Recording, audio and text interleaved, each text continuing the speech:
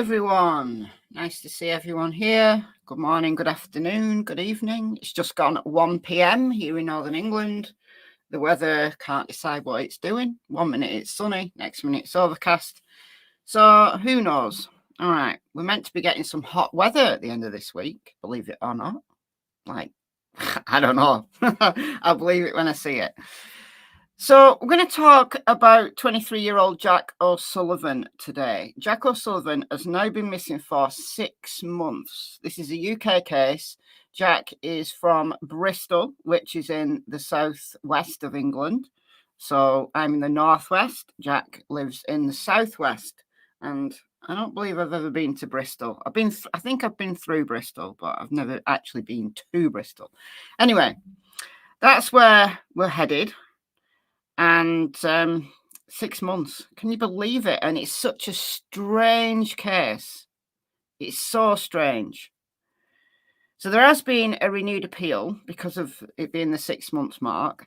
And thankfully, Jack is now receiving national interest here in the UK. So, you know, the British newspapers have been covering Jack's case. At least the online versions of newspapers have been covering Jack's case, but the BBC have expressed an interest. So I'm going to read through a BBC article and we're going to go through the timeline. And there's some interesting snippets of new information that perhaps I didn't know last time I talked about Jack's case. I've done, I think it's 2 previous live streams about Jack's case. So we're going to cover the whole timeline, the events again, because it has, with the renewed appeal and the national interest, it has brought a lot of new people into this case. And the Find Jack Facebook group now has over 60,000 members.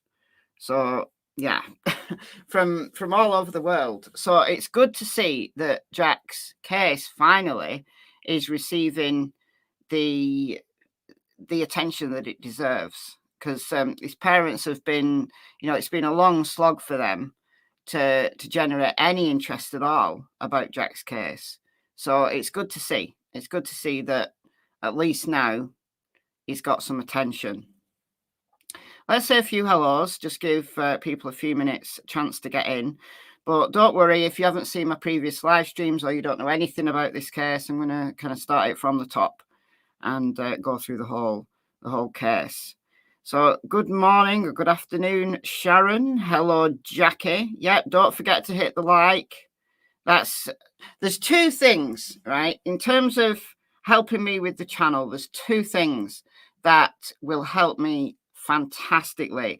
Some people apologize for not being able to afford to donate or to give memberships or anything like that.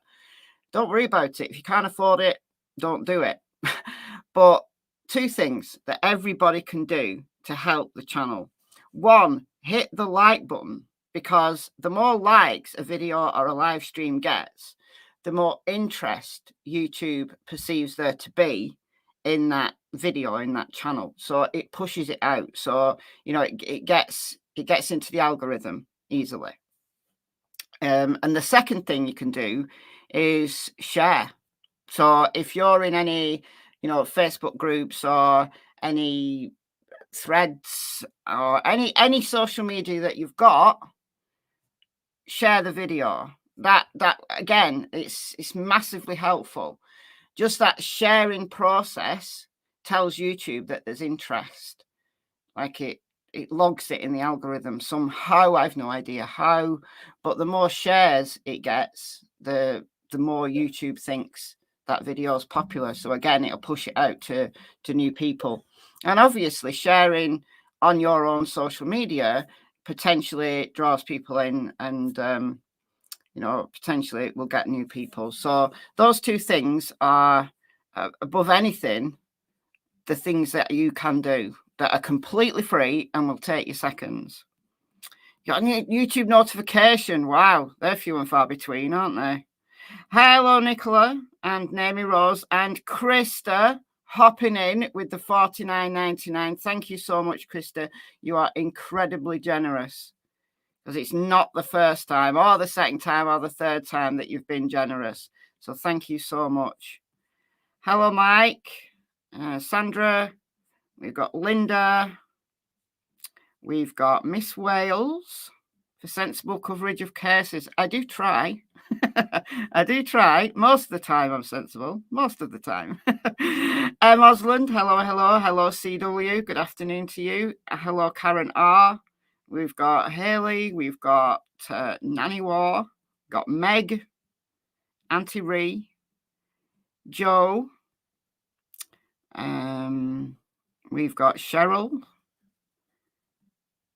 We've got Stephanie, Momo Shark, Eric, Bamacat, Vicky, Ben, Cat Lover, Crystal, and a bunch of people coming in now. All right, so let's start this from the top and just give the basic background to start with. All right, so this is Jack, 23 years old. And he has been missing now for 6 months. So we're going to go through this BBC article. That's his mother, Catherine, who has done a great deal to try to help just raise the awareness for Jack's case. And this is a quote. "My aim on this earth is to find my missing son."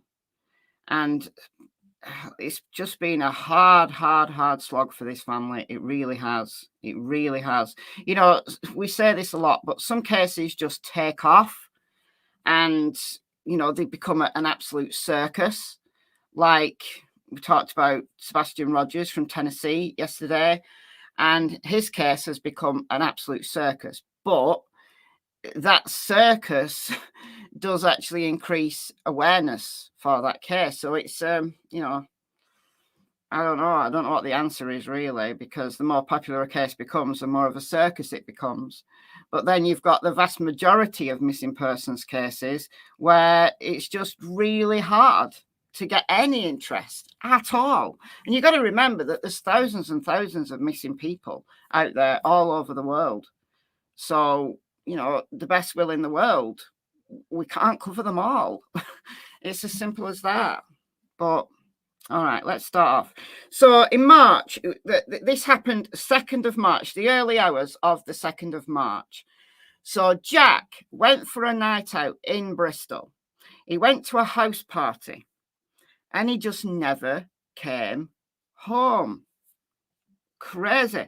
And his family have been out there pounding the streets. They've got, you know, volunteers to help them pound the streets of Bristol, to hand out flyers, to raise awareness and to search for Jack. And the family certainly feel that the police haven't been the greatest either, which is unfortunate. That, you know, certainly in the early stages, they were told, well, he's in the river. He's in the river and you're never going to see him again. And that's just heartbreaking and completely demoralizing. So before the police had even looked for Jack, they took one look at the map and said, oh, he's in the river, because his last confirmed sighting was near the River Avon. However, when we do the timeline in a few minutes, I'm going to get the map up and I'm going to show you that potentially Jack isn't in the river. Potentially Jack headed back towards town. But it took his mother, who asked the police again and again for the CCTV footage, and eventually they let her have the CCTV footage that they collected. And she found what she believes is Jack on later CCTV than the police believed. So again, it's been a hard slog. And if it hadn't been for his family, you know, just staying on this and saying, no, there's something wrong here. There's something really wrong here. The police would have just let it go and just thought, oh, he's in the river, and maybe sent out some divers or whatever, but they wouldn't have taken it seriously. So, you know, his family, they've gone into places, they've climbed fences, they've done their own investigation. And, you know, here Catherine's quoted as saying, it gives me the peace of mind that I know an area is covered. I'm Jack's mum, and it's my aim on this earth at the moment to find Jack. And, you know, again, it's another young life, 23 years old. He was a graduate. He was doing postgrad study, and this potentially is just a life cut short. 6 months down the line, you know, the hope of finding him alive gets less and less as the weeks and the months roll on. But there's always that possibility that he's out there alive somewhere. But at least I think if they can find his body, it has a degree of closure to it. You know, it's the not knowing, I think, that is just awful. So he's a law student studying a law conversion course. So he did an undergraduate degree at the University of Exeter, and then he's doing a law conversion course, like as a postgrad, to hopefully go into law. Okay. So he's 22 when he went missing in the early hours of Saturday, 2nd of March, but he is 23 now. So let's call him 23. Let's be positive. Let's hope he is alive somewhere. And let's hope he's not forever 22. Let's just hope that. So he's living at home with his parents while studying a law conversion course in Bristol, having graduated from Exeter University. Went out for drinks and then on to a house party with people. It was a Friday night. Or was it a Saturday night? However, it was a weekend. So, you know, as people do the world over, goes out, has a few drinks, socializes, and then goes to a house party.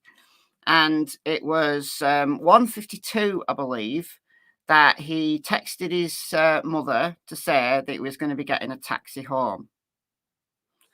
And that's the last time his mother had any contact with him at all.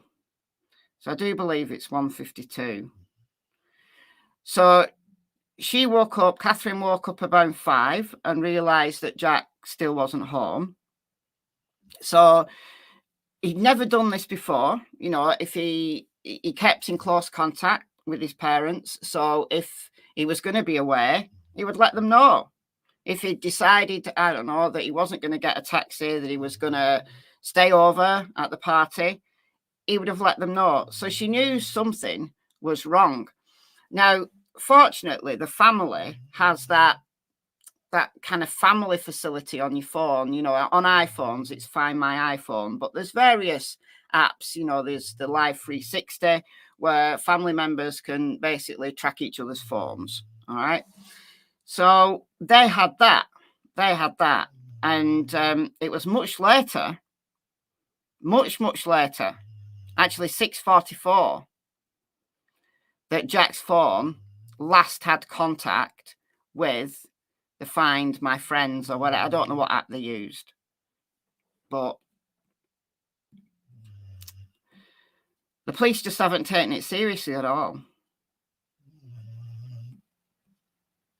Since then, Jack's family have been experiencing what missing persons expert CHORLEY Hedges calls an ambiguous loss. You can't understand what's happened. You can't bring any sort of closure to it. You're left dangling, wondering. The slightest thing that's said makes you think, is that something we need to respond to? Could that find our son or daughter or loved one? Tragic and dreadful as it might be, if you lose someone in a fatal road accident or they die from some other means, you know, they have a heart attack and die or something, at least you know what's happened. Yes, it's a loss. Yes, it's, you know, it's devastating. But at least you know where they are. At least you can lay them to rest. When you've got a missing person who's been gone for months And some missing persons cases go on for years. There's no way that you can ever move on. You can't move on because you're always wondering. Unfortunately, with a missing persons case, you don't have an answer. And unfortunately, Jack's family have experienced what many family members these days, you know, with social media and stuff, they've experienced their fair share of cranks and trolls. And much like in the Jay Slater case that I know a lot of you followed, another UK case that, well, happened in Tenerife over in Spain, but Jay Slater was from Lancashire, my neck of the woods. And, you know, his mother experienced exactly the same as what Jack's family are now experiencing. Trolls and people just calling them, like crank calls. And one such event, very similar to what Jay Slater's mother experienced, Catherine received messages saying that Jack was a hostage. How dreadful. Because you don't know, you know, there must be part of you that thinks, is that true? Is this person telling me the truth? Is Jack a hostage? The chances are no, because these people are just cranks. But I don't know. Since Jack went missing, the Facebook group Find Jack has gained more than 57,000 members. It's more than that now. I've got some posts to share from this, but I'm not going to lose my place. It took me a while to find this post, but it's 61,000 members now on this Facebook group. But the last few days, because there's been that national interest, that his family have been on the BBC and stuff, there's been, you know, a lot of new people into the Facebook group. It's been a constant stream of posts, pleas and theories about his disappearance. People have offered the family really good common sense ideas to investigate Jack's disappearance. And while this public support is great, it's fantastic, there's that minority, the minority who are just, I don't know, the lowest form of humanity comes out of the woodwork. And Catherine here says, I've had messages suggesting that Jack is being held and asking for a ransom. People telling me that awful things have happened to him and where I might find him. But what would anyone do in my situation? I have to read them. As bad as I know it is, putting myself through hell at times, I can't ignore anything. Never thought I'd be seeing Jack on a billboard in Bristol shopping centre. No. Jack just went out, as many people do. He went for a night out and never came home. So this is a nice little zippy timeline. I'm going to do the timeline here, and then I'm going to get the map up and I'm going to show you my timeline, because it gives you a really good kind of indicator of where Jack possibly walked. So 2nd of March, now I believe it was 1:52 that he texted his mother to say that he was going to get a taxi or an Uber. But it was at 2:53 that Jack leaves the party in Hotwells, which is a suburb of Bristol. I don't know the house where the party was at, but we just know it was in the Hotwells area. Tries to stop taxis and Ubers. Tried to get a lift, but couldn't get one. So maybe he started walking to see if he could get a taxi from another location. I don't know why he couldn't get an Uber. I don't know. Maybe it was just a really busy night. I don't know. Then at 3:13 is the last confirmed sighting of Jack as he walked across a grassy area at the junction of Brunel Parkway and Brunel Way near Plimsoll Bridge. And don't worry, I'm going to get the map. I'm going to see it all. If you knew, don't worry. So that was at 3:13. And that was when we say the last confirmed sighting, it's the sighting that the police believe is Jack. But his family believe that once they got their hands on their CCTV and they combed through it, they believe that that he was seen later, walking back towards the direction of the party. So at 3:24 a.m., evidence from Jack's phone reveals he tried to call a friend. A few minutes later, the friend called Jack back, but the call was disconnected, which is very strange. Very, very strange. So the friend was still at the party, gets a call from Jack at 3:24 a.m. Didn't get it. Like, I don't know, must have been busy or phone wasn't in immediate vicinity. But soon after, they called him back. Somebody who they believe was Jack said hello, and then the phone got disconnected. But the phone stayed on. That's very, very important. The phone stayed on for several more hours. But then, shortly after 3:25, there's two possible sightings of Jack walking back across the bridge, heading back in the direction of the party, in the direction of the city centre. But these are not confirmed sightings. These are what his family believe. His family believe that that person there is Jack. Then, at 3:38, there's a second potential sighting.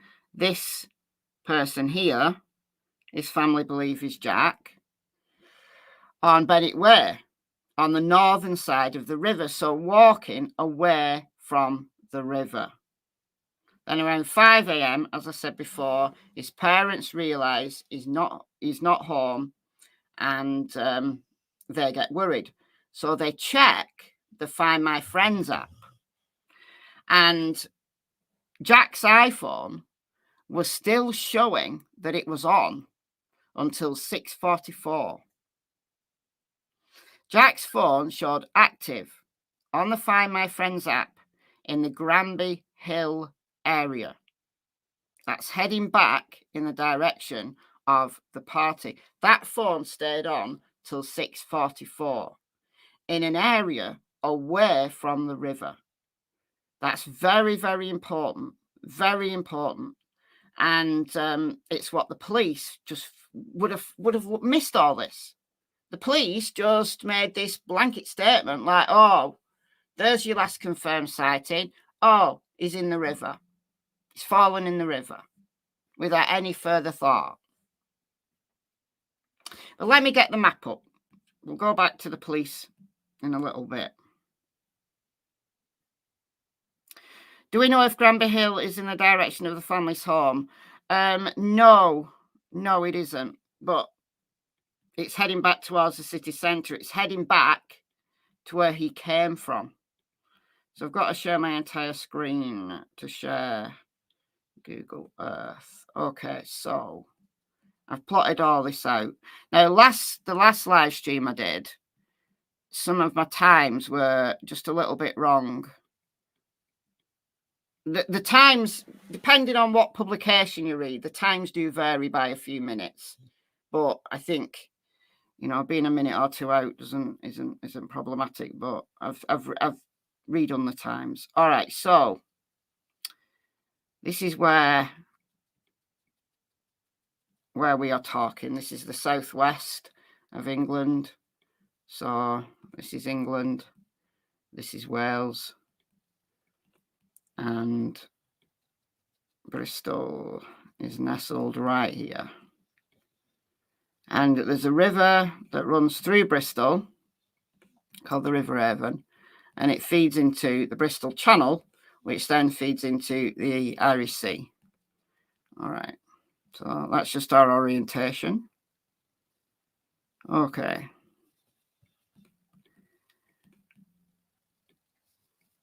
So this is the Hot Wells area, just like a suburb of Bristol. Like Bristol city centre is more kind of to the northeast. Bristol's quite a large city. So we're looking kind of just on the outskirts of Bristol, really. Not quite in the city centre. But this is Hotwells Road. Now, I don't know, like I said, I don't know exactly where the party was at. But it's this area here. Now, I've got 257 on here. I think the BBC article said 253. Hold on. Again, it depends on what publication. Yeah, 253. It depends on what publication, actually. Because in the Daily Mail's 257. This is the Daily Mail's timeline. But, you know, I'm not to a few minutes. So, yeah, 152. Jack sends his mother a message. Yeah, I knew it was 152. 257 or 253, depending on which publication you look at. But I've got 257. So he leaves the party. All right. And then he is down here at 3:13. So he's gone for like 15 minutes. Now he could either walk this way and go across this bridge, or I guess he could have gone along here and along here. I don't know, but we kind of think he went this way and to the south side of the river. And then at 3:13, what the police says is a confirmed sighting was Jack walking on this grassy area in this area here. And obviously the river's right there. I mean, it's not too close to the river.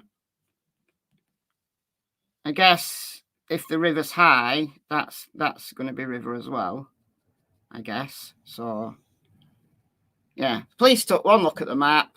You know, young man, being out, you know, probably drunk, got some intoxication, and he's in the river. That was all they would say.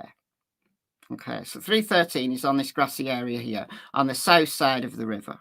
Then 3:24, we know Jack is still alive and with us at 3:24. So I've just popped the pin anywhere. All right. 3:24, he calls someone at the party. They don't pick up, but a couple of minutes later, they call him back. A voice that they believe to be Jack's says hello, and then the phone disconnects. Did someone grab the phone off him? Did he drop the phone? Did he stumble and drop the phone? We don't know. We don't know. But that's the last time anybody had any contact with Jack. However, there are other sightings. So there's actually a couple of sightings, but over on the north side, over here. So it appears that he's walked across the bridge and he's on the other side. If those very grainy images that his family believes is him are actually him. But he's walking away from the river, like gone across the bridge, and he's walking away from the river. Remember, the party is up here. Oops. The party's up here in Hotwells area, round here. So it looks like he's going back to the party, or at least in the direction away from the river. Now, 6:44.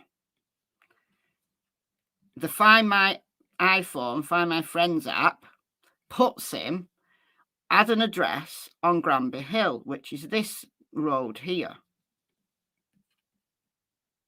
Now, we don't know the actual address. His family do. His family know the actual address. And I'll show you a Facebook post in a minute that his mother made.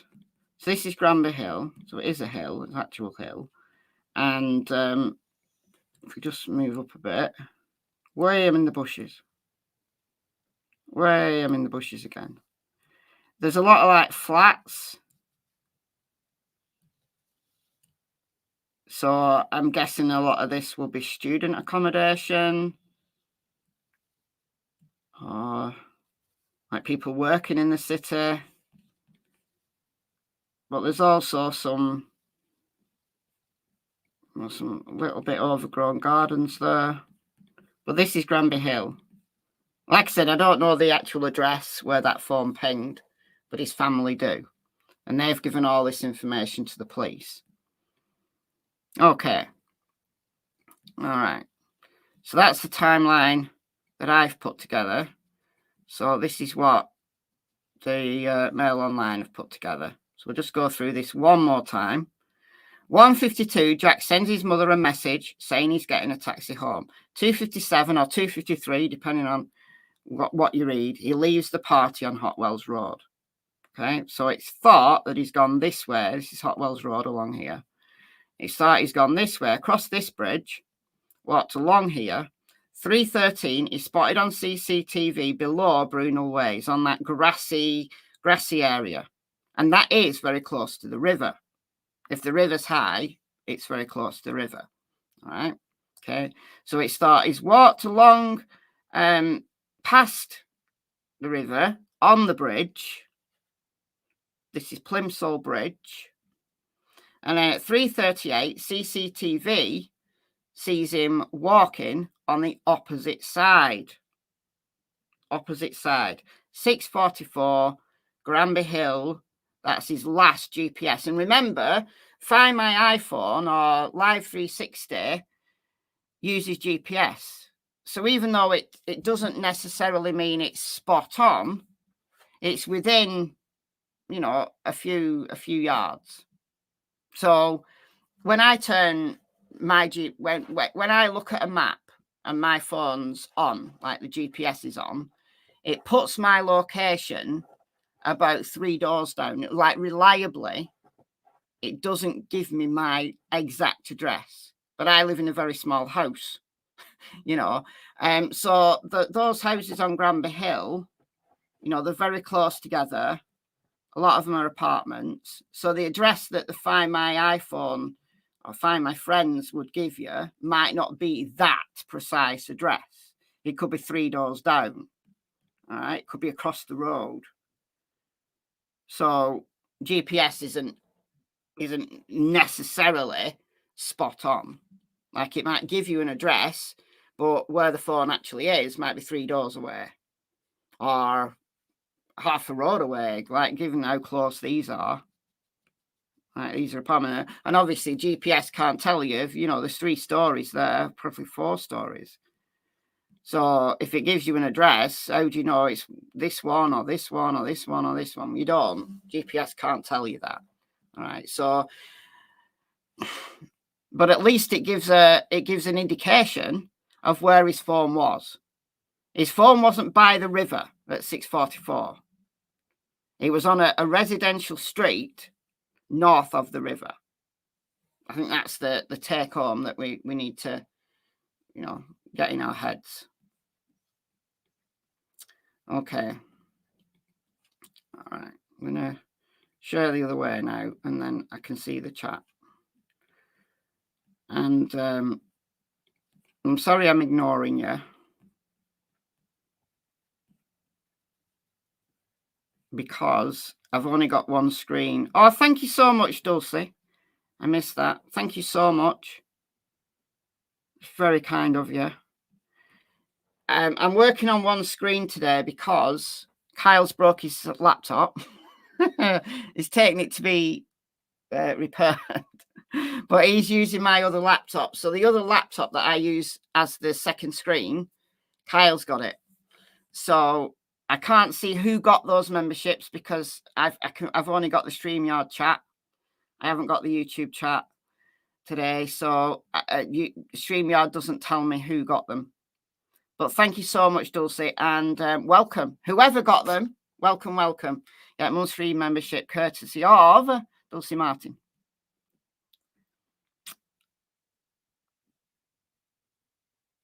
Yeah, that's true. That's true. Totally true. Yeah. Like their opinion pieces are infuriating. But the Daily Mail, like when it's missing persons cases, the Daily Mail have all the best photos. Like the journalists somehow managed to get all the best photos.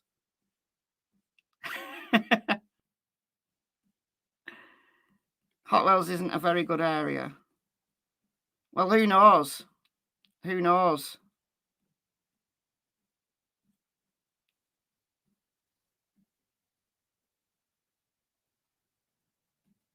Ah, thank you. What date is the street view? Hold on. October 2023. Imagery date 10/23. That's when Street View's on Granby Hill. So less than a year old. So that's reasonably good for Google.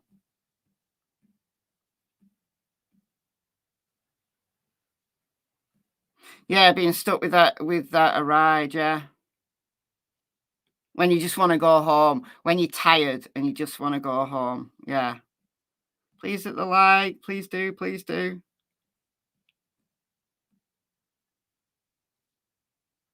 Voice is made for radio. Some people say I've got really annoying voice. Some people can't understand my accent either. Do we know if he was very drunk? We don't know. We don't actually know how intoxicated he was.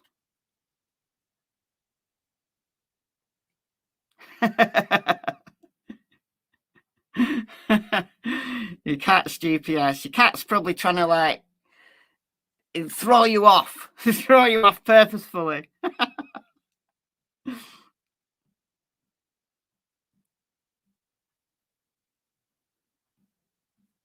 I'm just checking through the messages just in case I've missed anything else. Where do I think he... listen, I have absolutely no idea. No idea in this case. I couldn't call it. I think there's more information to tell us he isn't in the river than tells us he is in the river. But that's as far as I can think. I don't know. Any damaged manholes along that road? You're thinking like Caleb Harris. In cities in the UK, manhole covers tend to be very narrow. So, yeah, technically you could fall down one. They do tend to be very narrow. Now, there is a manhole cover here. Let me just... I've got to share my old screen again, just to show you Google Earth, just to show you what I mean.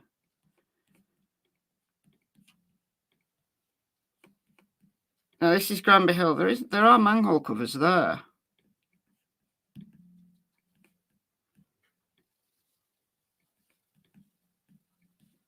But they do tend to be quite small. I can't zoom in any further. I don't know whether they're manhole covers. I think they are.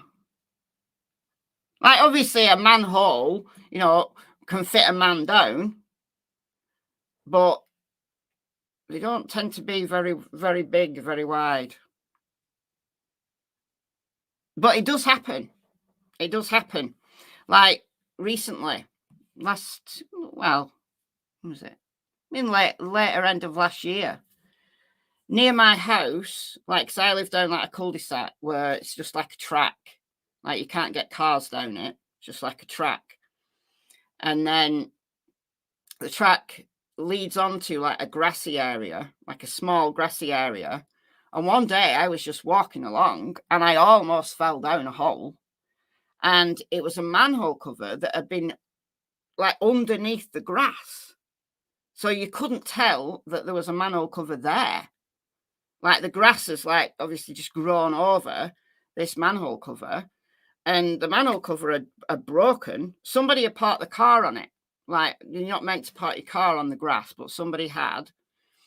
And I think people had to for like a day because they were resurfacing the road. So the council told everybody who normally parks on that road to take their cars off the road so that they could resurface.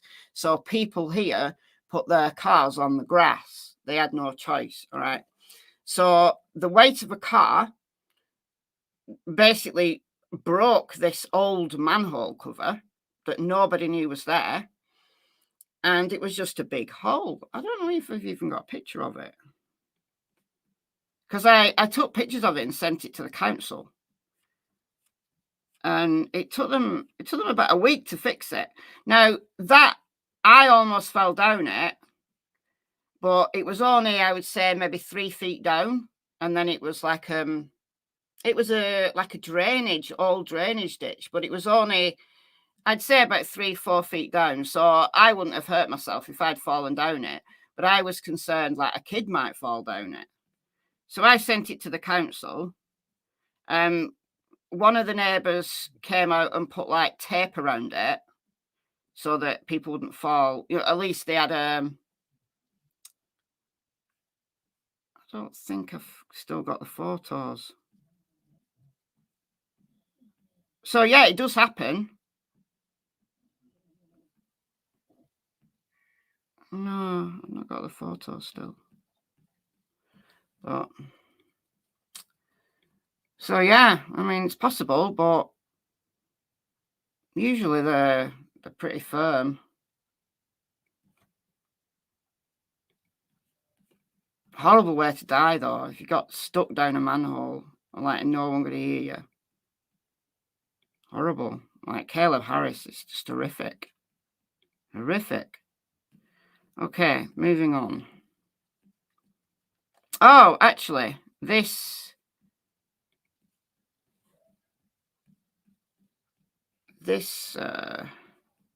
article has got the actual CCTV in it.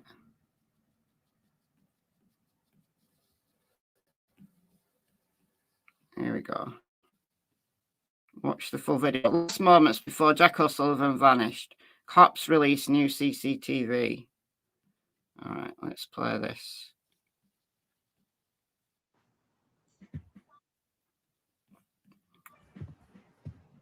What do you think happened to her? I don't want an ad. I'll tell you what happened.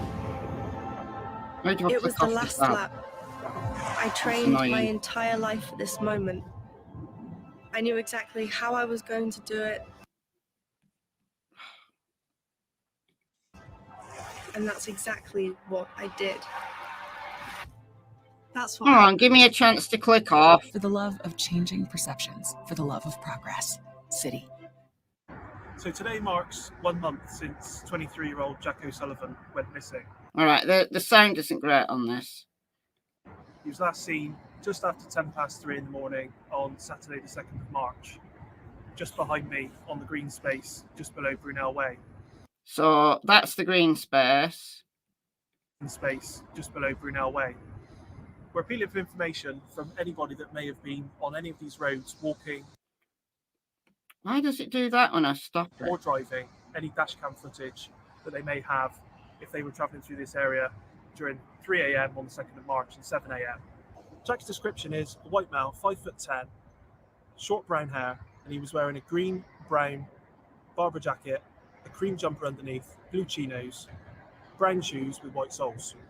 This is obviously a very difficult, stressful time for his family, so we're seeking to provide them with the answers that they need as to what happened to Jack after he was seen just after 3:10.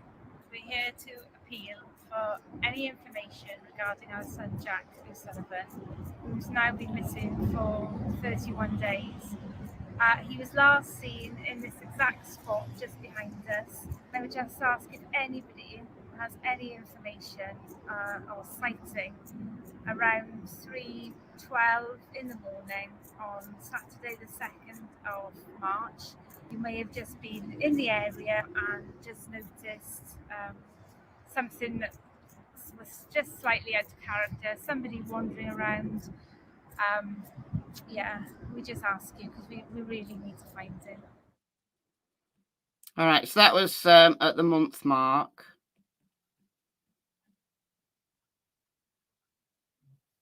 Let's see. Dogs are mithering for their dinner. Just watch that chapter where he covered cases of people who climbed into weird places, got stuck, and died. Some of these people missing 10+ years. And so, yeah. I like that chapter. I haven't seen that episode. I will go and check that out.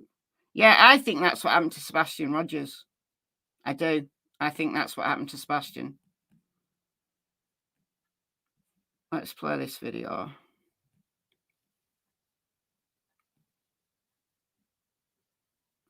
So these later sightings, why does it do that when I stop it? Why does it do that? These are what his family found. So that's him walking back over Plimsoll Bridge, assuming that is Jack. I mean, it's so far in the distance. That might just be someone else. But assuming that is Jack, because there was no one else around. What's this? Oh, that's Sydney. Sexual assault. All right, let's carry on with this BBC article.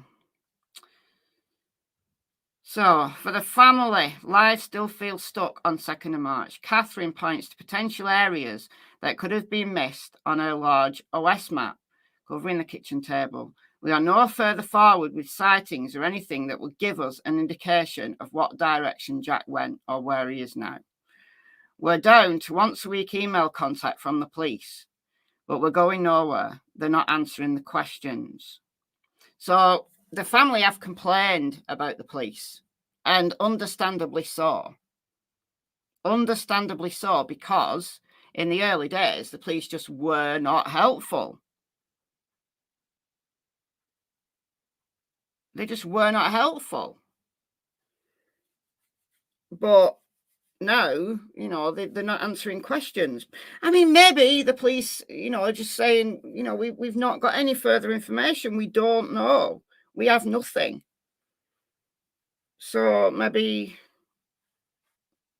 from the police perspective, it's just as frustrating. Is there a bit of human trafficking in that area? I don't know that Bristol's a particular hotbed for human trafficking, but it happens everywhere. Okay. Very little faith in the police. Let's talk a little bit about the police here. Look, I back the blue. When the police do a good job, then I've got all praise and all admiration for the cops. I really do. Difficult job, very stressful, and a good cop is worth their weight in gold. However, when the police are lazy or they purposefully refuse to do a thorough investigation, then I've got a big problem with that, because we put our faith in the police, not just to keep law and order, but also to do things like gather CCTV. There's only the police that can do certain, you know, you can go into a shop and ask to see their CCTV, and they may well show you, but they don't have to. Whereas with the police, they have to. Obviously, they need a search warrant. If they say no, they'll just go and get a warrant and they'll get it anyway. So we rely on the police for certain things that we, the general public, don't have the rights to do. We can't go into houses and search them. And like, you know, yeah, they might let you in to search, but they don't have to. Whereas they have to let the cops. So we rely on the police. However, in June, Jack's parents lodged a formal complaint against Avon and Somerset Police over its handling of his disappearance. Following the complaint, the police made a voluntary referral to the Independent Office for Police Conduct, which recommended a local investigation be carried out. The family say mistakes were made early on in the search at the most crucial time, like the first 24, 48 hours are crucial, especially in gathering things like CCTV, because some CCTV systems override, you know, like once the drive gets full, once the memory gets full, it overrides itself. So many shops, they only have like a, you know, cheap system, and every 48 hours it's taping over. Like some systems have a bigger capacity, But so much information can potentially be lost if the police don't act early on. And this was one of the major failings of this case. Like, there may have been more sightings if the police had, got to it rather than just saying, oh, he's in the river early on. So the family say mistakes were made early on in the search and that CCTV footage placing him in a different location at a different time was initially missed. It was only found by Catherine, his mother, when she was allowed to view some of it for herself. In July, Catherine also got permission from owners to search an electricity substation on Granby Hill that she says the police overlooked, despite it being meters from his last known location on the Find My Friends app. We feel very unsupported by the people we think should have done the most. Absolutely. Police say the location was considered and found to be inaccessible. You're the police! You're the police! Oh my God! You're the police! If something's inaccessible, well, what do? You contact the electricity company and you get access.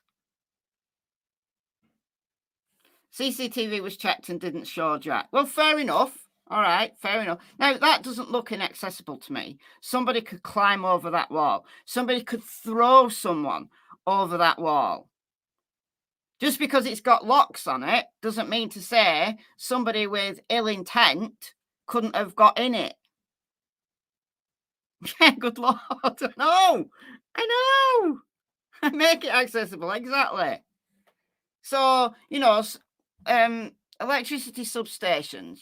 There's one around the corner from where I live, and it's got like a high fence to it. But if you really wanted to, you could climb inside it. Really, if you really wanted to, you could get over there. And that, with it being a wooden gate, even easier to get over. And that wall, somebody could give you a leg up, and you're over. And what a perfect place, to throw someone, to hide someone. But anyway, apparently it's got CCTV and it didn't show Jack. So fair enough. All right, at least they checked the CCTV. But still, why didn't they just check it anyway? Who knows? Who knows? Catherine says, we asked for information from them to help us with our searches, which they can't provide, because it's an ongoing police investigation. Well, that's understandable. There are certain things that they won't say. Maybe they do have more that they're not saying at the moment to protect the integrity of the investigation. I understand that. Technical information surrounding his phone that we're not allowed to see for ourselves, even though the phone is registered to myself. What could that be? Technical information surrounding his phone that we're not allowed to see. What could that be? Because if the phone's registered to Catherine, like Kyle's phone's registered to me, so I get what she's saying. But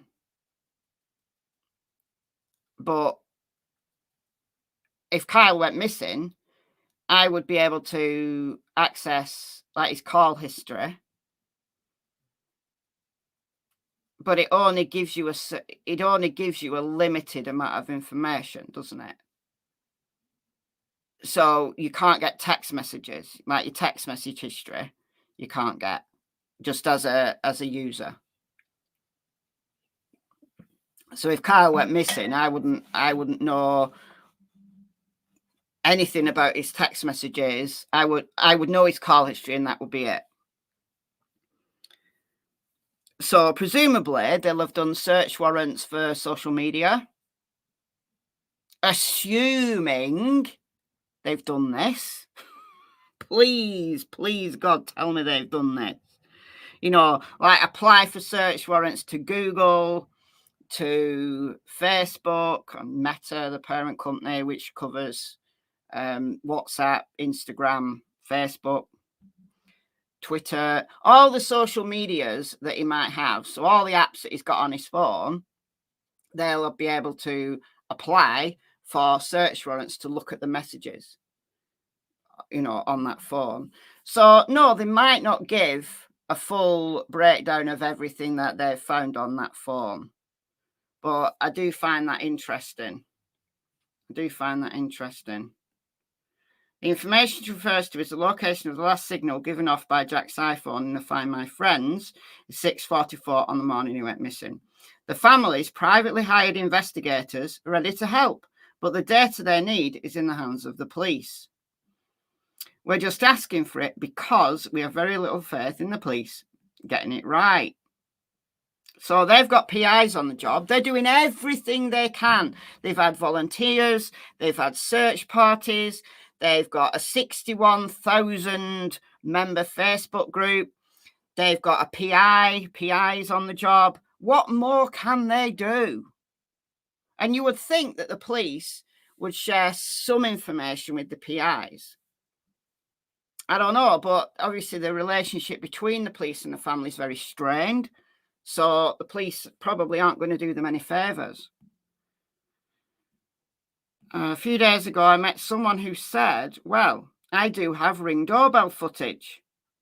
I live in a street off Granby Hill where Jack's phone last pinged, and nobody ever asked to view it. Can you believe this? Can you believe this? You know, again, I'll share Google. Actually, I'll just do Google Maps. That'll just be easier. Granby Hill, Hot Wells. Here we go. It'd be easy just to do it this way. It doesn't have my beautiful pings in it though. But all right, look how built up Granby Hill is. And if this isn't a particularly nice area, let's say, then a lot of these houses are going to have CCTV or some kind of security footage or Ring doorbells. You know, these apartments, a lot of these will be in like rented apartments. I bet they all have CCTV. It is quite a steep hill as well. So one of these streets off Granby Hill, and these are houses that are close to the road. So Ring doorbells, as we've talked about in the Sebastian Rogers case, only have a maximum range of 30 feet.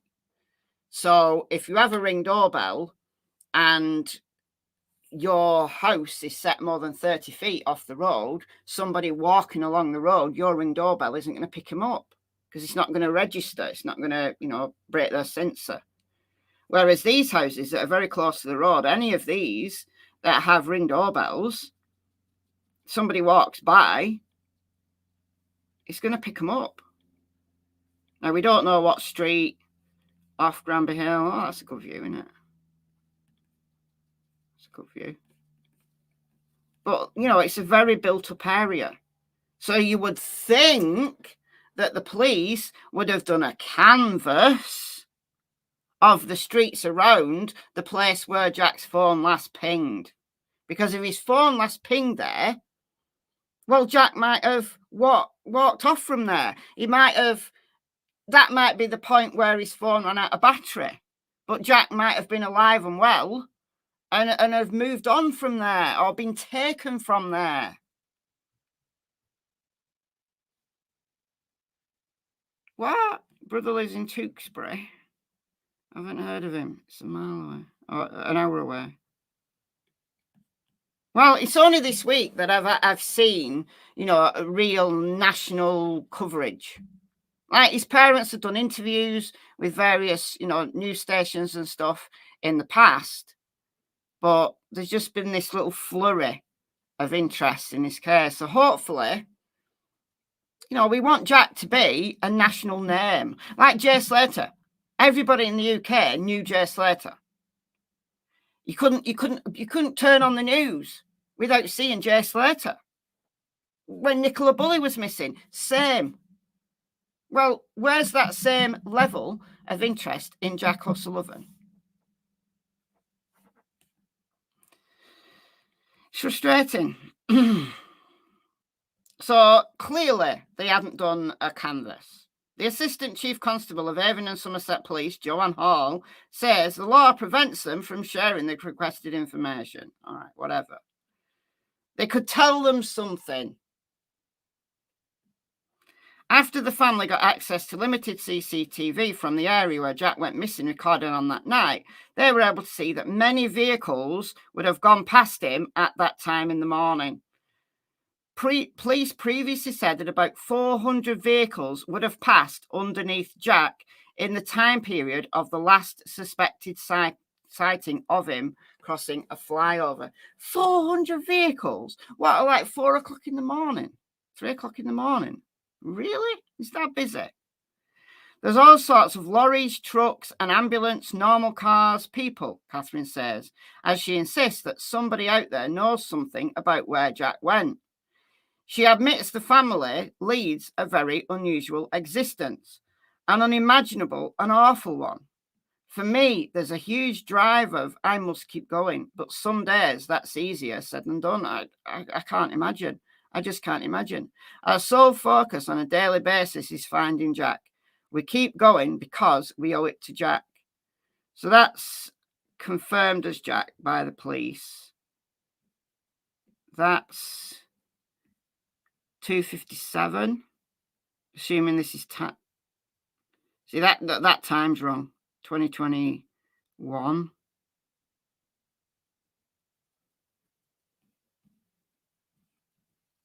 That time's wrong. But there.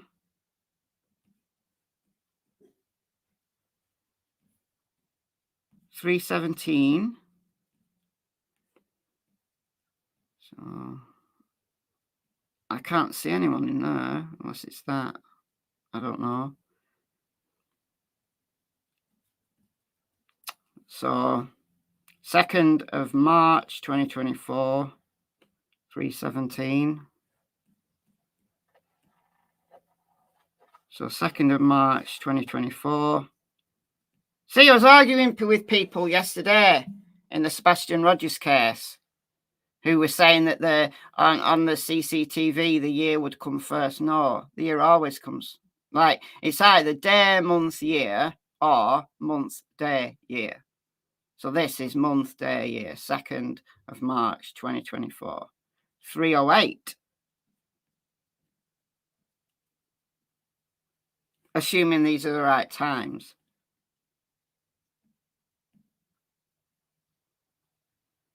He's walking with his head down. Maybe a bit worse for wear, maybe tired.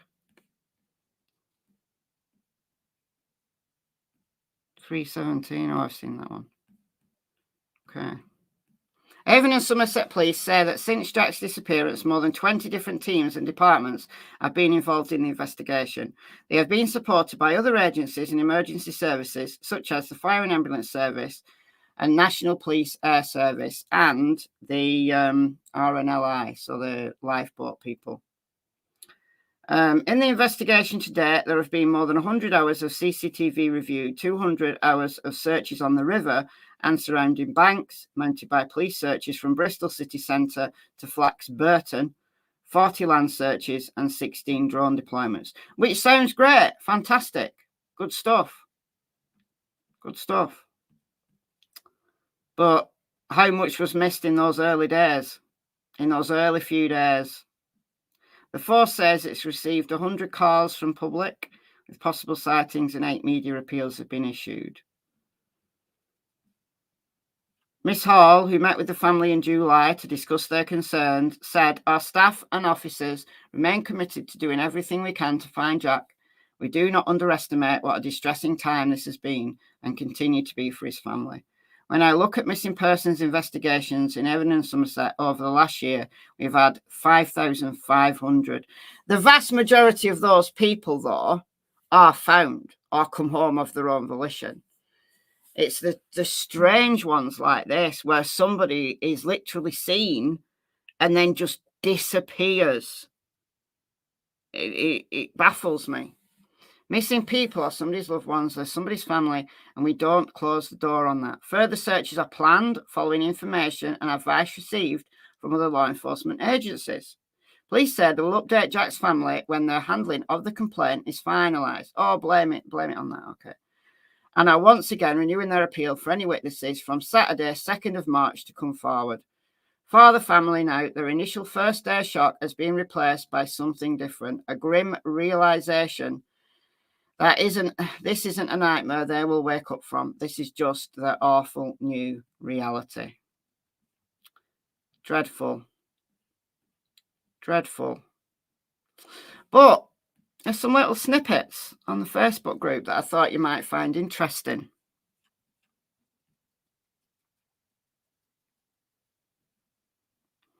I wasn't sharing a map. I was sharing.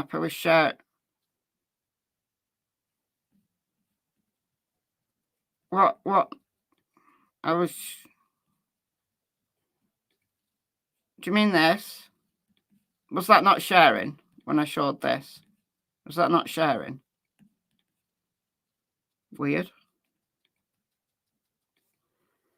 All I was saying, though, was that these houses are very close to the road. So anybody with a Ring doorbell, it would potentially pick up someone. Oh, someone at my door. Please hold. Please hold.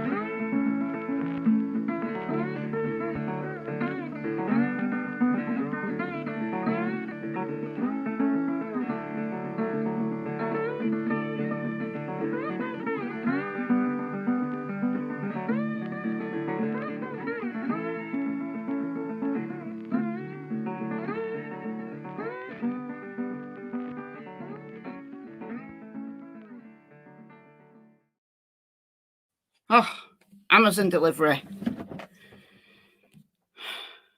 I know, it's awful. The Street View was showing, but what you were saying after that? What, the BBC article? Oh, I just read the BBC article. So we've just got to the end of the BBC article. Do you mean these? These weren't showing. Yeah, these were just CCTV. So 2:57. Got an image there. But I think that date's wrong. Possibly. 2021. 0403 2021. That date's not been set properly. That one has. So 2nd of March 2024, 3:08. His head down. And then 2nd March 2024, 3:17. Potentially someone there. So maybe it wasn't those that were showing. I don't know. Anyway, Facebook group. Some interesting posts that has come out over the last few hours. A suspicious car. And also somebody asking for clarification about that last phone ping. So it is a public group. When it's a private group, I prefer not to share Facebook posts. But this is a public group, so anybody could see this. You don't have to be a member to see this. So I'm going to share just a couple of these posts here. Can someone please clarify if the last address Jack's phone ping was an actual address of a house or a substation? Because in the news, I've been talking about searching that substation, that electricity substation. So was the ping at the substation or was it at an address? I was under the impression it was a substation, but not sure after reading Catherine's comment yesterday. Last phone call was 3:35. Apparently it was Jack that answered, just said hello and nothing else. Apparently the phone line remained open for 58 seconds, but nothing further was said or could be heard. That's interesting, isn't it? I'll find our phone family message. So this is actually what Catherine had wrote. So this is pasted from Catherine. So last phone call, 3:35. Apparently it was Jack that answered, just said hello and nothing else. Apparently the phone line remained open for 58 seconds, but nothing further was said or could be heard. So if there'd been like, you know, somebody had snatched the phone off him and there was an altercation, you'd probably hear something. Like the person on the other end of the line may have heard something. If he'd fallen, you might have heard something. It's weird. I'll find our phone family app placed Jack's location at a house address on Granby Hill with a postcode. The police let us think this was most likely to be an approximate, as these things can't be reliable. They're not reliable in built-up areas. You know, just because it says an address doesn't mean to say it's not next door or 2 doors down or 3 doors down. So GPS is accurate within, you know, a few meters, but you can't tell exactly that address. We were told the phone left the EE network at this time precisely.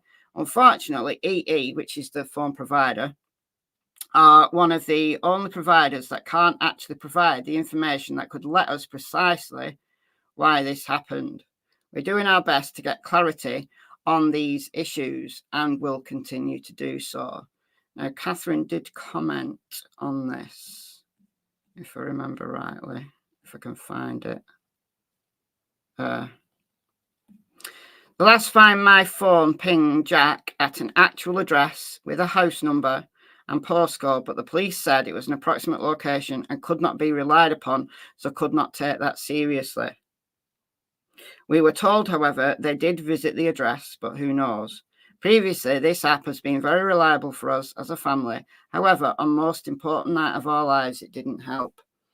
Well, you would think the police, yes, go to that address, but you'd think they'd have done a neighbourhood canvass. And the fact that someone on a nearby street had never been asked for their Ring doorbell footage makes me concerned that the police didn't do a very thorough job. So was he hurt? We don't know. We don't know. Was he hurt? Potentially. Potentially, but that line stayed open for 58 seconds. Now, count 58 seconds. That's a long time. Now, the person on the other end of the phone, I assume, would have just been going, hello, hello, Jack, are you there? Can you hear me? You know, that kind of thing you do. Isn't that interesting? Isn't that interesting? Thank you, Vivian. That's very kind of you for the $7.99 Australian dollars. Enjoy watching from down under. Thank you so much. It's very kind of you. It is strange. Now, if he'd fallen in the river at that point, you would think that you'd hear him. Like, surely. Now, personally, I think there's information to suggest he didn't go in there. Like, why would his phone be at an address on Granby Hill, which is not near the river, if Jack fell in the river? Why?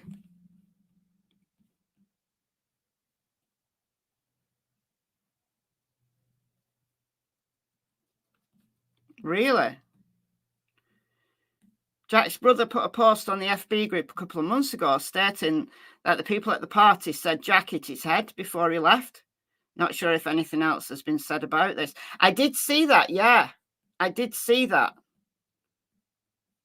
And then I didn't save the post, though. And I don't think I'd be able to find it again, like 2 months later.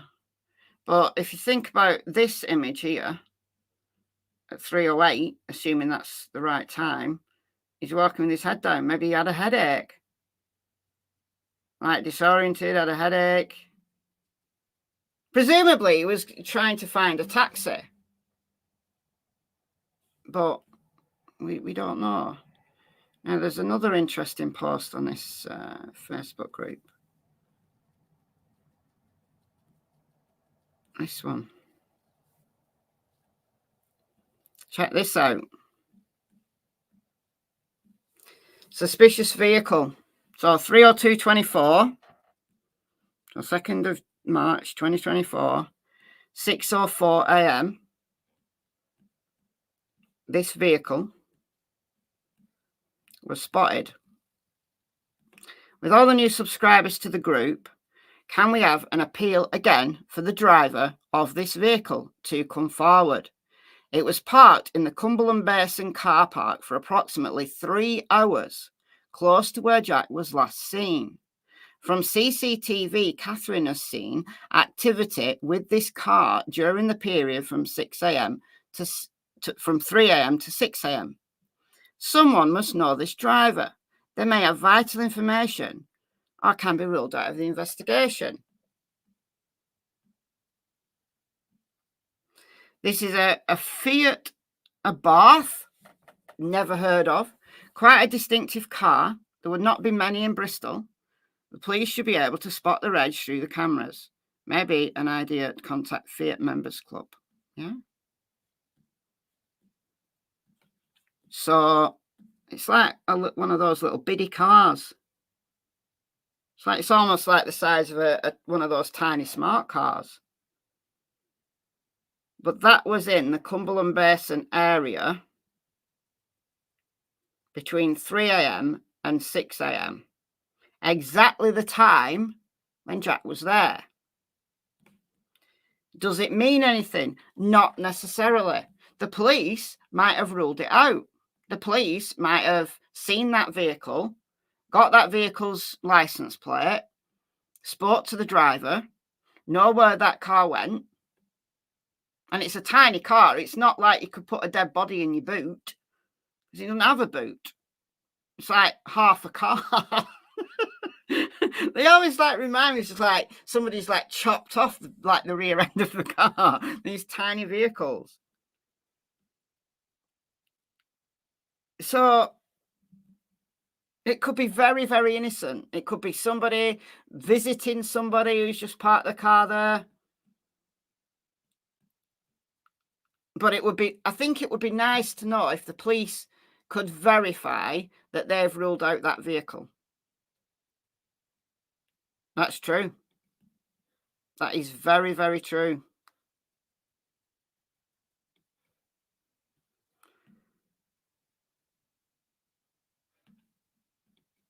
Yeah, it depends whether you could see the license plate. Like, you can't see it from this angle. License plate's there. But when did that vehicle drive away? So I thought that was interesting. Might not be relevant at all. However, I mean, you can even kind of see stuff inside. Huh. So hopefully the police do have that information. Hopefully, that the driver of that vehicle doesn't have to come on Facebook and say, "Oh, hello everyone, it was me." But as long as they've gone to the police and hopefully the police can communicate to the family that that vehicle has been ruled out as a potential abduction vehicle. I mean, it would be difficult to abduct someone in a car like that, though. So small. And it is noticeable. It is a noticeable vehicle. Everyone would look at a car like that. I do when I see those mini smart cars going by. I think, look at that. How can anybody drive that? But yeah, interesting. All right, there was one more, if I can find it again. 54 minutes. Someone out there knows something. I certainly do. So that's what the area looks like. BBC doing a piece on him.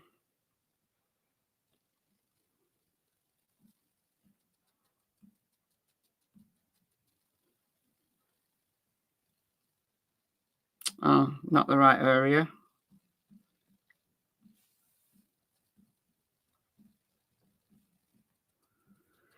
There was another one. I might not be able to find it again now.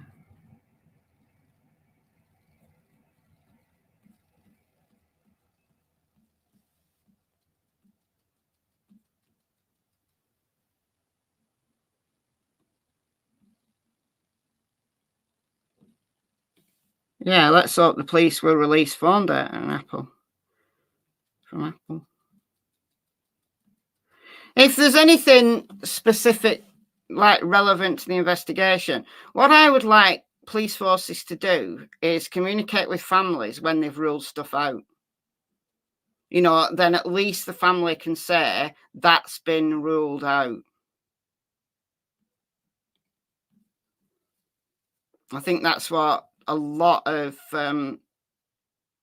police forces don't do. They don't say what has been ruled out. And that would be helpful to the family to know.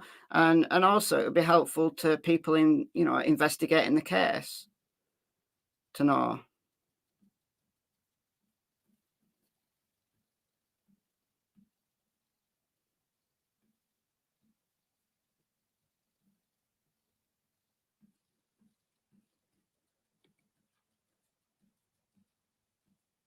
Seeing Jack all over TikTok. Good.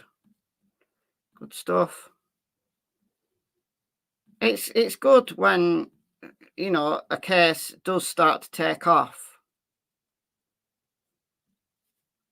There we go. This is one.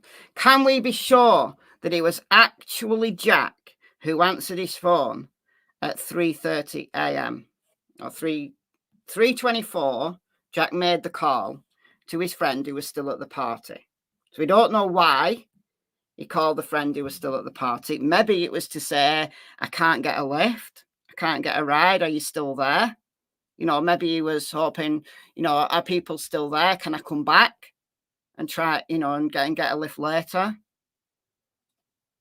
But then when that friend called back, like a few minutes later, there was the hello, and then 58 seconds where that phone was still, you know, the line was still open, but there was no sound.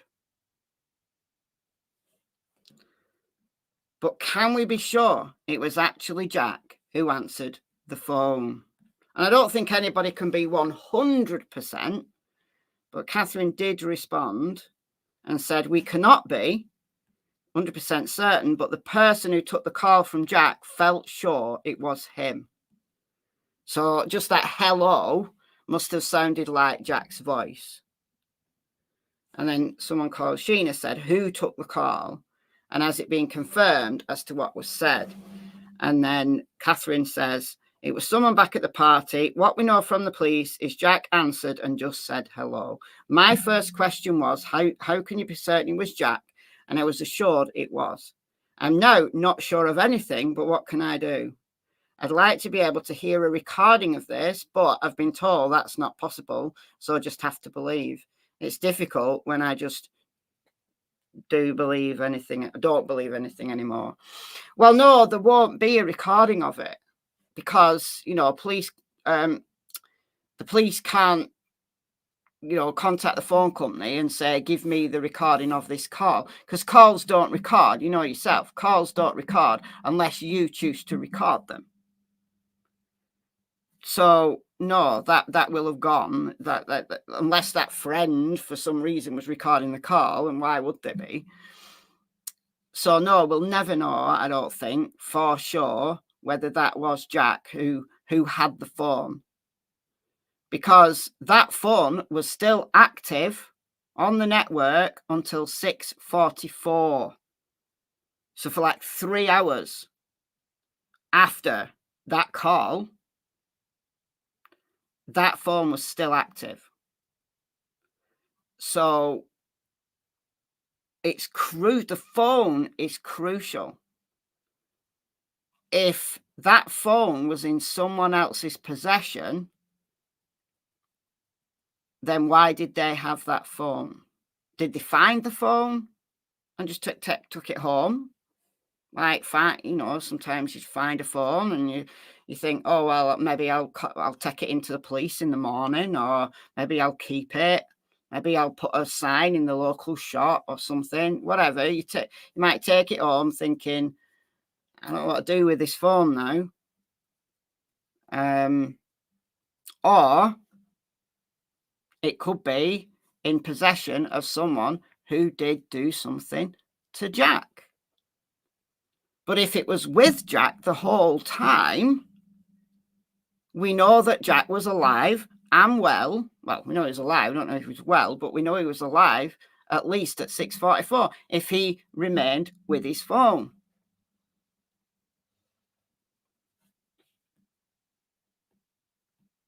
So it's a head scratcher for sure.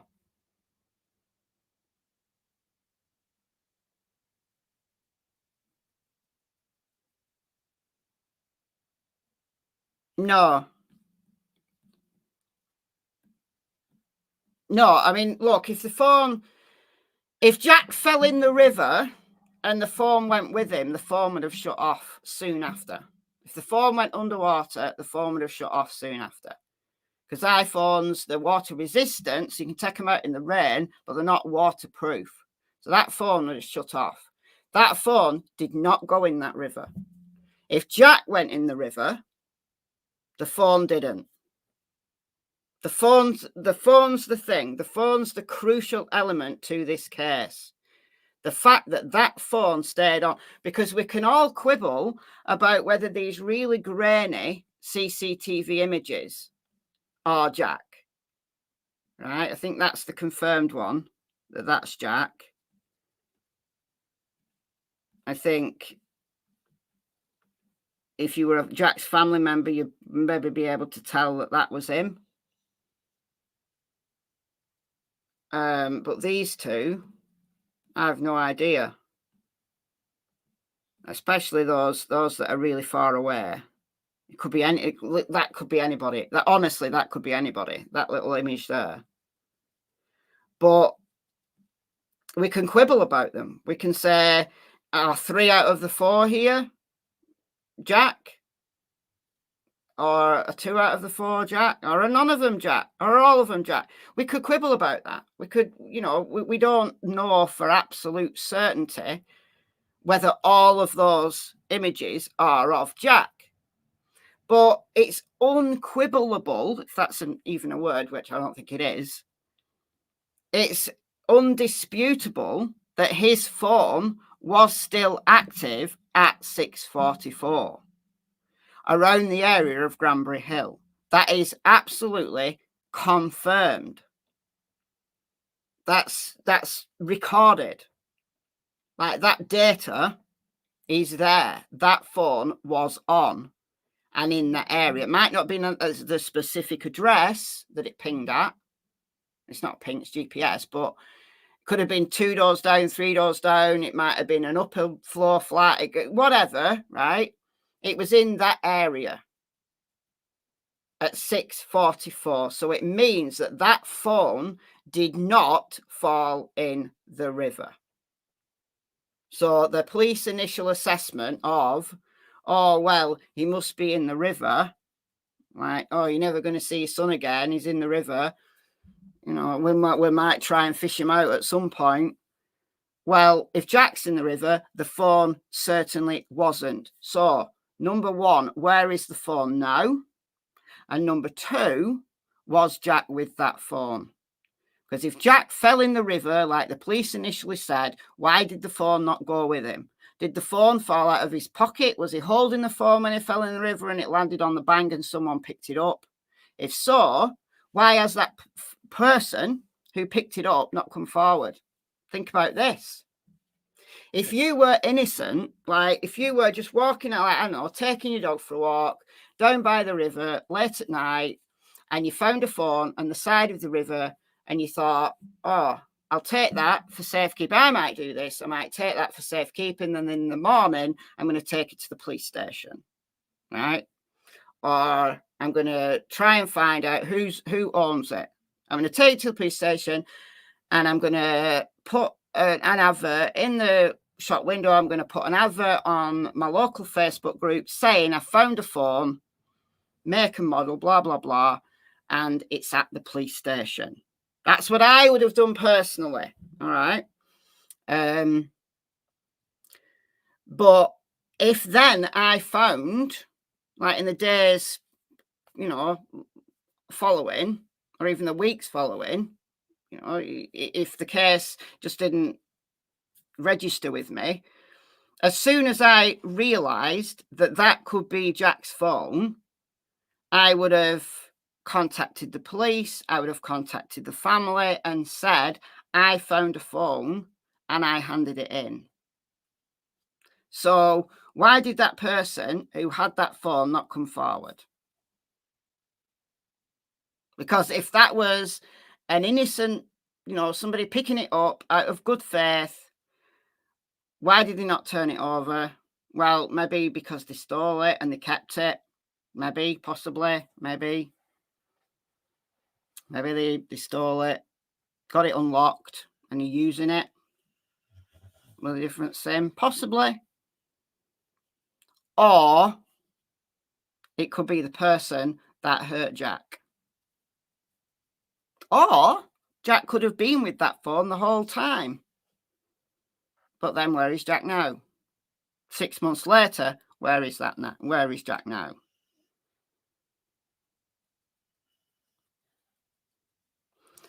No, not everybody would turn the phone in. Some people would just get it unlocked and use it or sell it.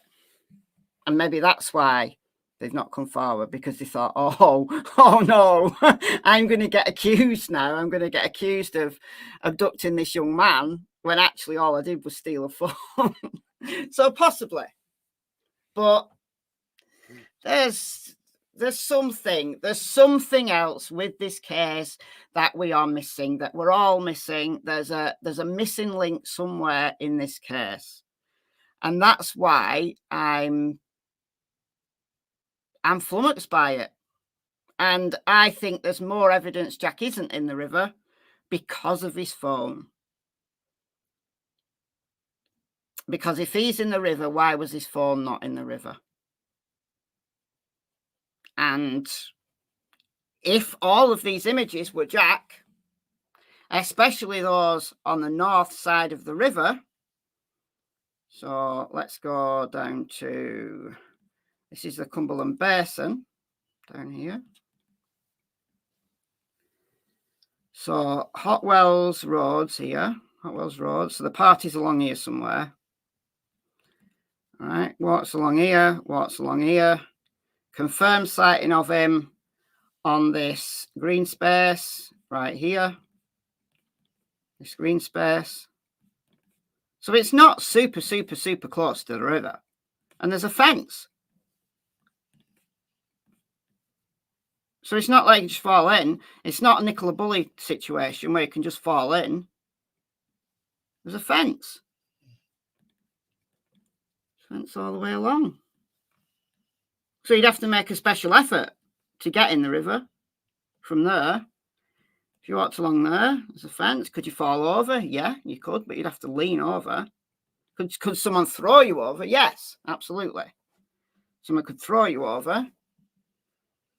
So that's the River Avon. It's very silty, but in March we were having a lot of rain, so it would have been higher. But if those later CCTV images were of him, then he's walked over Plimsoll Bridge and he's on Bennett Way. The last CCTV that his parents think is him is on Bennett Way, which is here. And then, assuming that it was Jack that walked along here, he's gone. Let's go down here. This is Bennett Way. So this is Bennett Way. Now, there's Granby Hill. So I don't know whether oh yeah, you can get through there, can you? No, you can't get through there, but I'd just hop that fence, go up there. But a sensible person might not. A sensible person might walk to the place where you can get. So maybe you have to go up there. I think you have to go up there. So Bennett Way.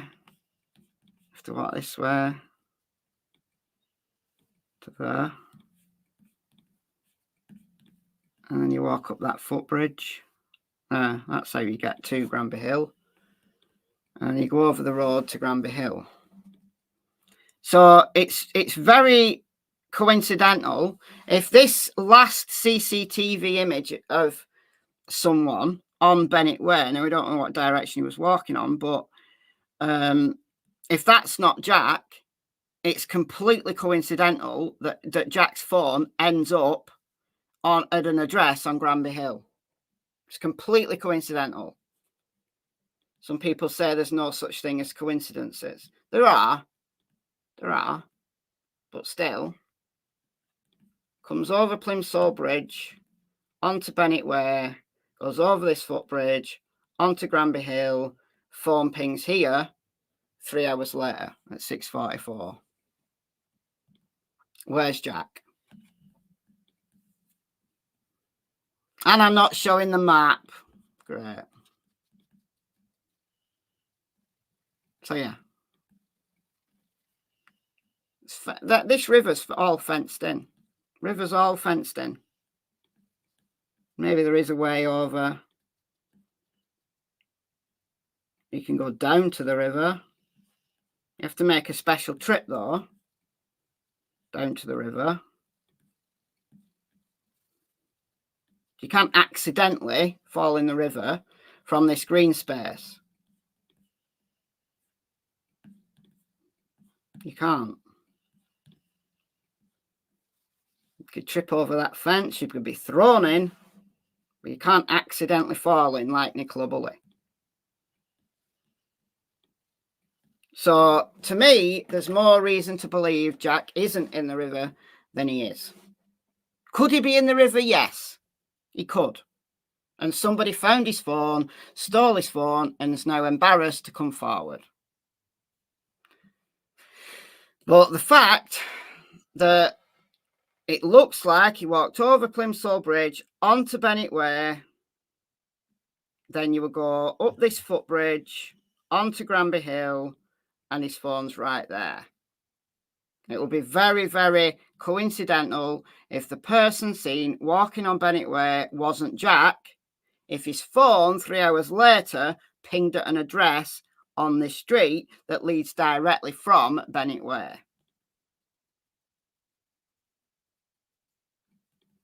I don't know. You tell me. Did they deploy search dogs at the time? They didn't do very much at the time. Like in the first few days, they didn't do very much at all. I'm not too sure how useful dogs would be in this instance, because on artificial surfaces, especially in areas of, that are very dense, there's a lot of people walking on them, those scents just get blown all over very quickly. So within a couple of hours, you're probably not going to have a reliable track for a dog to follow, unfortunately, on surfaces like that. Like if 400 cars pass by, like the police estimated that 400 cars passed by in the time that they know Jack was out there, any scent from Jack would have been blown all over. So you're not going to be able to get a reliable track. It's possible, but after the first 2-3 hours, I'm not going to take a track as being reliable.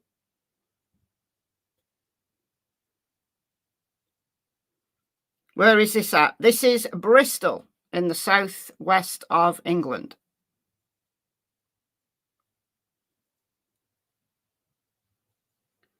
How many people report their phones missing or stolen?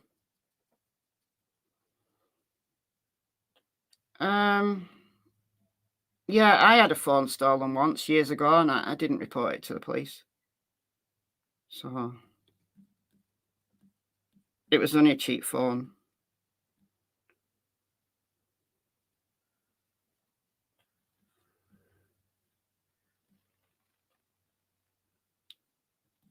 What if Jack ended his life? I think if he ended his life, he would have been found. And why did his phone end up on Granby Hill? So if he walked off Bennett Way, onto Granby Hill, so we're looking at like 3:30 or just after he makes it onto Granby Hill. Well, why is his phone still active 3 hours later? And where could he have gone to end his life? That wouldn't. It's very built up. The entire area is really built up. So there's nowhere where you could go. You could throw yourself in the river, but then again, why is your phone on Granby Hill? Right, it's that bit that doesn't make sense to me. If it wasn't for the CCTV images, and particularly if it wasn't for this phone being on Granby Hill at 6:44, I'd just think he's in the river. He's had an accident or someone's pushed him in, but he is in the river. But I can't say he's in the river. I can't. There's more information. There's more evidence to suggest he isn't in the river than that suggests he is in the river. That's where I'm at with it. I can't, until we get any additional information, any additional sightings, or anybody coming forward to explain why that phone was on Granby Hill at 6:44, I'm going to continue to believe Jack is not in that river.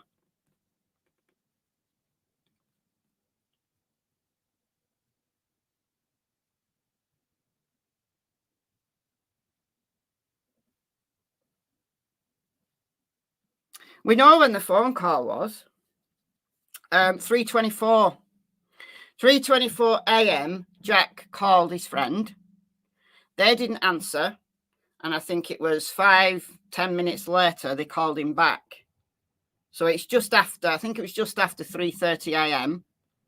Now, the family will have the exact time because they'll have Jack's call records. That's one of the things they can get from the phone company.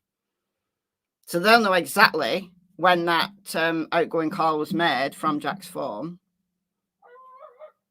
And the fact that that phone stayed on for 58 seconds. And the person who took the call, who Jack was calling, said that it did sound like Jack's voice. So that was just after 3:30 a.m. So Granby Hill is literally minutes away from Bennett Way. Bennett Way.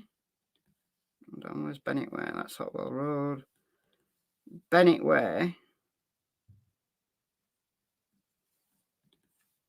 It's Bennett Way. So I don't get how it would take 3 hours for the phone to make it here. From here, from Bennett Way. Right. Plimsoll Bridge, there's Bennett Way. Bennett Way. Granby Hill. That's like 2 minutes walk onto Granby Hill from Bennett Way. Yeah, it took 3 hours for that phone to make it there. So Jack either had to be with that phone the whole time, or someone stole. But if someone had stolen the phone, wouldn't you just take the SIM card out straight away?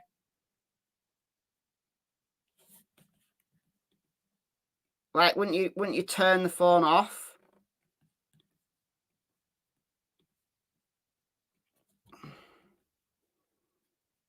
I don't know.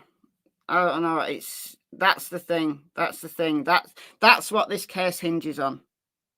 Did he go to someone's house? We don't know. We don't know. If he went to someone's house on Granby Way, Granby Road, Granby Hill, whatever it's called, yeah, quite possibly he could have gone to someone's house. He could have dropped his phone and someone found it. But again, unless they had the intent of keeping it and they now know it's stolen and they can't come forward because they have to admit stealing a phone, and think, oh God, people are going to blame me for this missing young man. All I did was steal a phone. You know, people can get funny like that. So they're not going to come forward. But otherwise, why did someone else have his phone? Absolutely, Jack could have been with his phone the whole time. But where did he go after 6:44?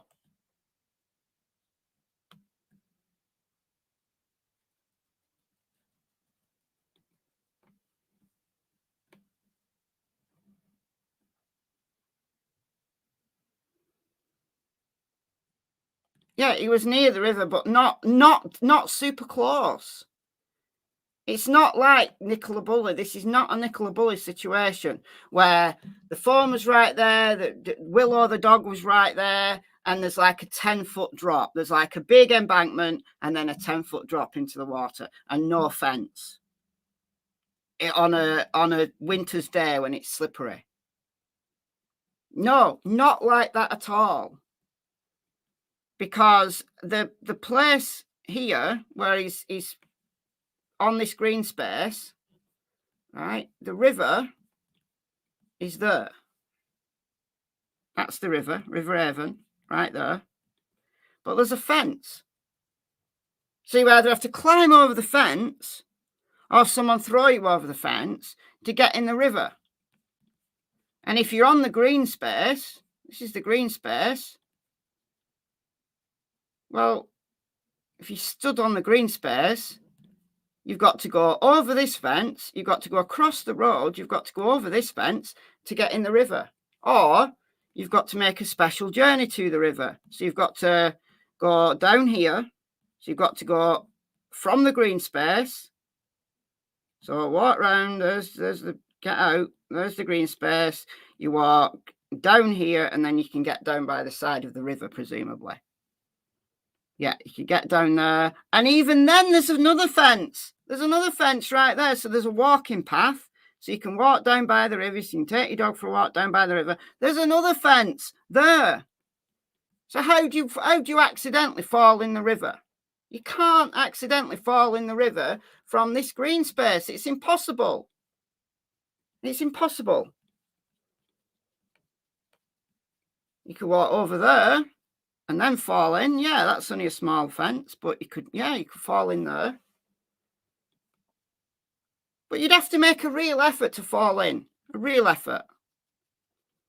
Instead, I would be more inclined to say that it was actually Jack who's gone. He's gone from the green space. He's gone up onto Plimsoll Bridge, which is here. So he's gone from the green space. You can go up to the bridge. So let's go onto Plimsoll Bridge. So once again, there's a fence. This is the Cumberland Basin. This is like the canal area. So this is the Cumberland Basin. So again, you'd have to make a special effort to fall in. Like if you decided to walk over Plimsoll Bridge, you can't just slip and fall in. You either have to jump in or someone has to throw you in.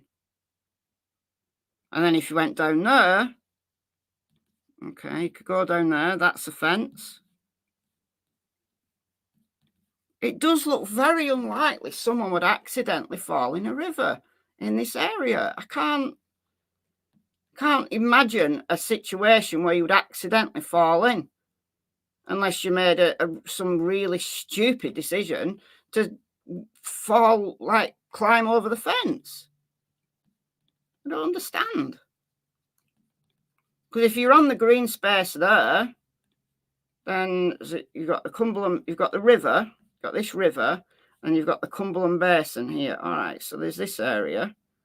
But still, again, like I said, there's fences. You have to make a special effort.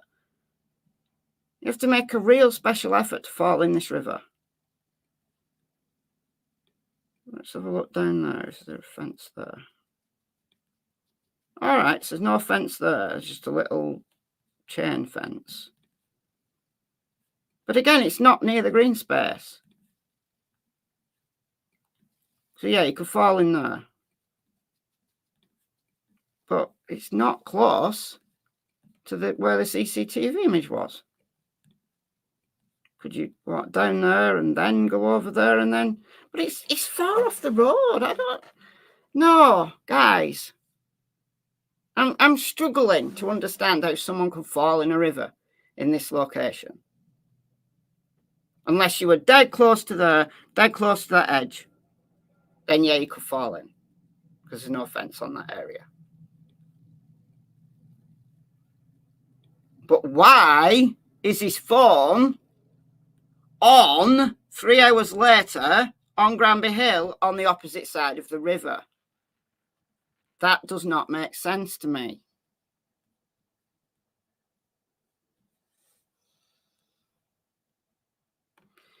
Could he have fallen asleep? He could have fallen asleep, but when he woke up, where did he go from there? Like, if he fell asleep, okay, where did he go from there?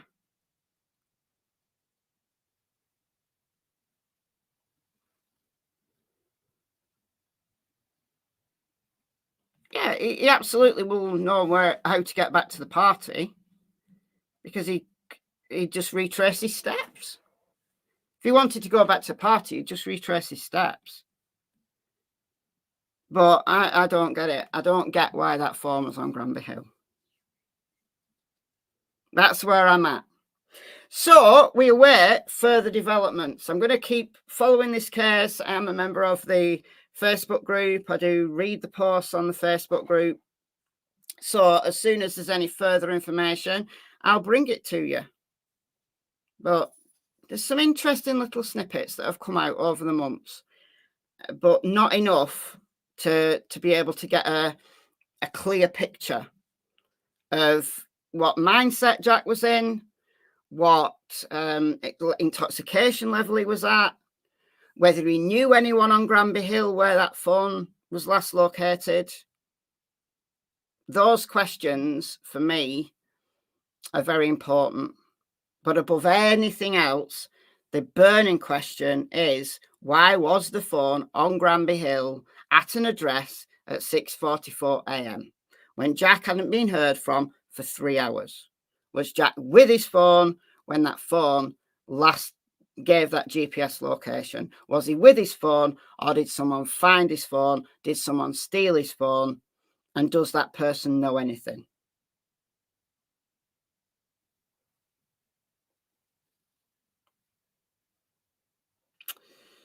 So, yeah. And does the suspicious car, the Fiat or both, is that relevant or not? That's another question. So I'm going to bid you farewell. And going to get on with my day. What time is it? Oh, it's nearly 3 p.m. Thought I was hungry. Nearly 3 p.m. All right, I'm going to go and have something to eat. So thank you all for joining me. Thanks as always to the mods. Thank you to those that donated. Welcome to the new members. I am sorry if I missed any super chats or anything because I haven't got my second screen. And if I missed a super chat, I am really sorry because when I'm like on Google Maps or I'm reading from an article, I can't see the chat when I've only got one screen. So if I did miss any donations, I am really sorry. Please be assured, though, that I'm appreciative of every single donation. But above and beyond, if you can't afford to become a member or to donate, don't worry about it. The two best things you can do for this channel: one, leave a like as you're on your way out, and share. If you've got social media yourself, if you're a member of any Facebook groups that are relevant to true crime, if you're on Twitter, you do Reddit, or any social media, share. Those two things help build the channel. It increases the audience and it tells YouTube that people are interested. It all counts as interaction. So, all right, guys. Thank you all. Enjoy the rest of your day, and I shall see you very soon. Bye, folks.